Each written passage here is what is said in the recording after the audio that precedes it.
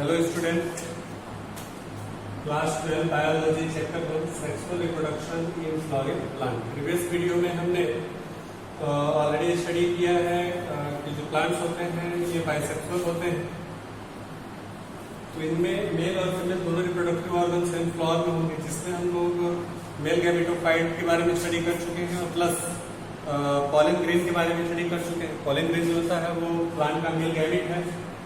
हाँ, नेक्स्ट हमको स्टडी करना है फीमेल रिप्रोडक्टिव ऑर्गन्स के बारे में। जो मेल रिप्रोडक्टिव ऑर्गन्स था वो एंडोमेट्रियम था और जो फीमेल रिप्रोडक्टिव ऑर्गन है वो गायरेशियम है। तो आइए हम लोग स्टडी करते हैं। सबसे पहले हम लोग थोड़ा सा इस फिगर को देखते हैं। ये फीमेल रिप्रोडक्टिव फ्लावर का जो है ये डायग्राम है, फीमेल रिप्रोडक्टिव पार्ट है। नीचे आप देख रहे हैं थैलेमस है, जो प्लांट को जो फ्लावर को प्लांट से कनेक्ट करने का काम करता है। जस्ट ऊपर एक बल्ब पार्ट होता है जिसको हम लोग ओवरी कहते हैं। इसके बाद ये जो एक ट्यूब आपको दिख रहा है इसको हम लोग बोलते हैं स्टाइलिक इलास्टिकेटेड ट्यूब होता है।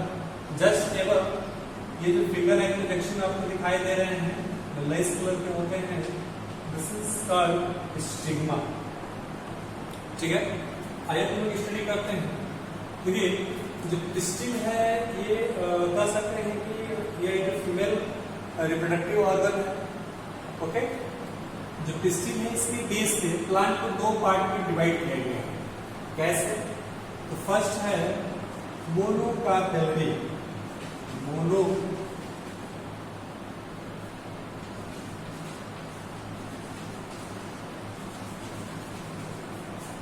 मोनोकार्पेलरी ये हुआ, और दूसरा होता है मल्टी कार्पेलरी।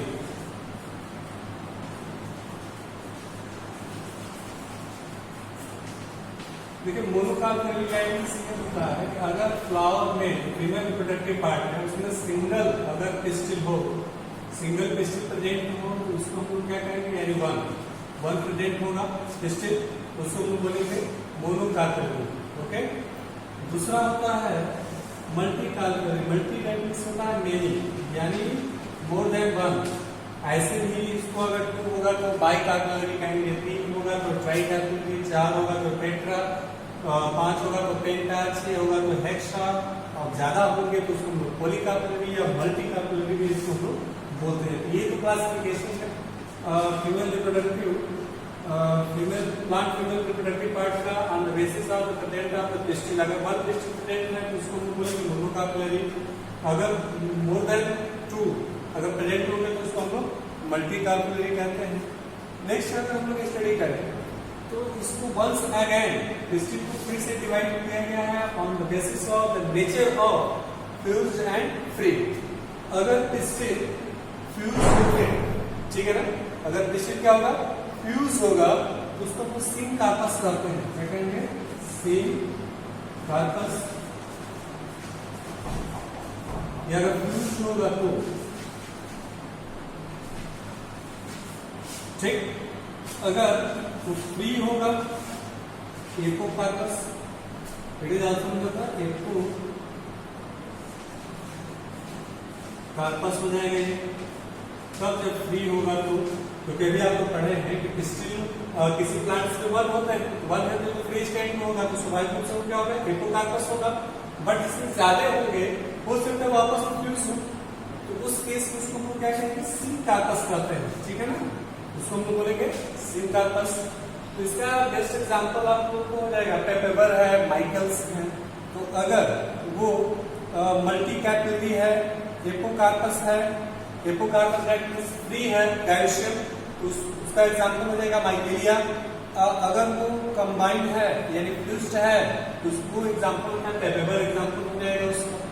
ये हो गया आपका on the basis of the nature of pistil, number of pistil के अकॉर्डिंग क्लासिफिकेशन, और ये उनके कंडीशंस के अकॉर्डिंग। अगर फ्यूज होगा तो सिंग कार्पस और फ्री होगा तो apocarpous. I hope that you will better understand. Next topic, each pistil has 3 part. एक जो पिस्टिल है उसके मोस्टली 3 पार्ट्स होते हैं। कौन कौन से पार्ट्स होते हैं वो? तो पहला होता है स्टिग्मा। सेकंड होता है स्टाइल, और लास्ट होता है ओवरी। ये मोस्टली 3 पार्ट्स होते हैं किसके, ईच पिस्टिल का। अगर पिस्टिल है उसमें ईच पिस्टिल का ये मोस्टली 3 पार्ट्स होंगे। स्टिग्मा जो होता है ये एक लैंडिंग प्लेटफॉर्म होता है पॉलन ग्रेन का, जो पॉलन ग्रेन को लैंड कराने में हेल्प करता है। स्टाइल एक पूरा एक स्ट्रक्चर होता है which help to pollen grain for move the bottom side, ठीक है, ये हेल्प करता है। ओवरी जो होता है 2 पार्ट होता है, इसके इनसाइड प्रेजेंट होता है प्लासेंटा, ओव्यूल्स, ठीक है। तो प्लासेंटा के बारे में आप लोग ऑलरेडी स्टडी कर चुके हैं प्रीवियस क्लासेस में कि जो प्लासेंटा होते हैं, प्लासेंटा मदर और ह्यूमन बींग्स की बात करें तो मदर और बेबी के बीच का एक इंटरलिंक्ड होता है जो बेबी के वेल डेवलपमेंट और ग्रोथ के लिए नरिशमेंट प्रोवाइड करता है। जस्ट लाइक इसके इनसाइड में एम्ब्रियो बनेगा, उस एम्ब्रियो को न्यूट्रिएंट प्रोवाइड करने का काम कौन करेगा, प्लासेंटा, ठीक है। तो इसमें क्या होगा कि ओव्यूल्स के इनसाइड यानी प्लासेंटा एराइज करता है मेगास्पोरेंजिया, इसको एराइज करता है मेगास्पोरेंजिया। तो ये बताएंगे कि प्लासेंटा एराइजेस मेगास्पोरेंजिया। मेगास्पोरेंजिया क्या है, मेगास्पोरेंजिया, मेगास्पोरेंजिया को हम लोग सिंपली ओव्यूल्स कहते हैं, ओव्यूल, ठीक है ना। अगर आपसे कोई पूछे कि मेगास्पोरेंजिया क्या है, what is megasporangia, megasporangia is the commonly known as ovule, ठीक है। It is present inside the ovary. कहां प्रेजेंट होता है, ओवरी के इनसाइड प्रेजेंट होते हैं। But now we can discuss here on the basis of the number of ovules. कोई plant ऐसे होते हैं जिनके नंबर ऑफ ओव्यूल्स 1 होते हैं, कुछ प्लांट्स ऐसे होते हैं जिनके नंबर ऑफ ओव्यूल्स ज्यादा होते हैं। तो नंबर ऑफ ओव्यूल्स किसके होते हैं, वेट है, पैडी है, मैंगो है, इसमें एक ओव्यूल्स प्रेजेंट होते हैं इसके ओवरी में। बट कुछ प्लांट्स ऐसे हैं जैसे पपाया, वाटरमेलन, मोर देन 2 यानी बहुत सारे ओव्यूल्स इसमें क्या होते हैं, प्रेजेंट होते हैं। अब हमको यहाँ पे पढ़ना है कि जो मेगास्पोरेंजियम है, मेगास्पोरेंजिया है यानी जो ओव्यूल्स है, इसका स्ट्रक्चर क्या है, इसके बहुत सारे स्ट्रक्चर होते हैं। देखिए एक ओव्यूल का स्ट्रक्चर है, इसमें फर्स्ट पार्ट हिलम है, पेरिसेल है, माइक्रोपाइल है, माइक्रोपाइलर पोल्स है, आउटर इंट्यूबमेंट है, इंटर इंट्यूबमेंट है, न्यूक्लियस है, चलेजल पोल। देखिए ये जो हिलम पार्ट होता है, ये जितने भी पार्ट्स होते हैं इनके सबका अपना कुछ न कुछ फंक्शन होते हैं। जैसे जो फंक्शन होता है which help small ovule attach to the placenta, ये प्लासेंटा से क्या करता है, अटैच करने के स्टाल का काम करता है, कनेक्शन का काम करता है, इसको हम लोग प्रिंसिल करते हैं। इसके बाद से जो हिलम होता है which help to connection between ovules और जो है आपका फंक्शन प्रिंसिल है, इसके और ओव्यूल्स के बीच जो कनेक्शन होता है वो कौन काम करता है, हिलम करता है। माइक्रोपाइलर जो होता है ये पोल है जो रिसीव करता है पॉलन ग्रेन को, ये माइक्रोपोलर है, माइक्रोपाइलर पोल्स, ये जो है यहाँ पे एक छोटा सा पोर्स होता है जो रिसीव करता है किसको, आपके पॉलन ग्रेन को।